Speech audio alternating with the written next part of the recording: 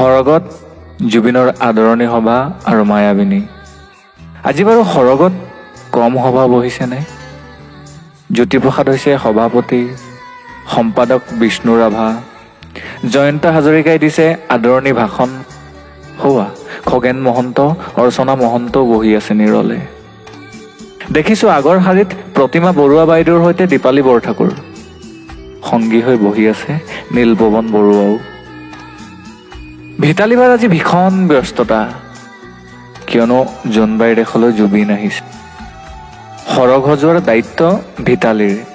অৱশ্যে সহায় কৰিবলৈ লগতে আছে গায়ত্ৰীও। ভগ্নী জংকীৰ চকু আজি চলচলীয়া। এই দিনটোৰ বাবেই যেন ৰৈ আছিল তাই। দাদা আহিব, হেঁপাহ পলোৱাই মনৰ কথা পাতিব।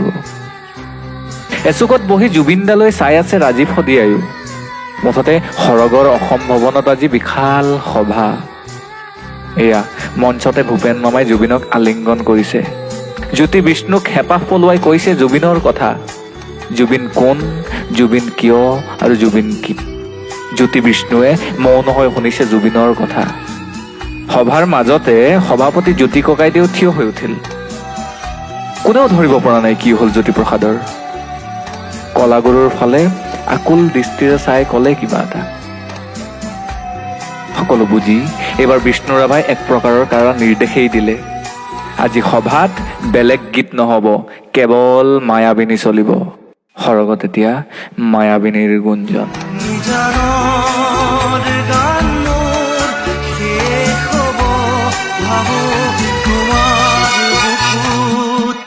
কেৱল মায়াবিনী। ধন্যবাদ সুমন্ত মাধৱ বৰাৰ ফেচবুক ৱালৰ পৰা।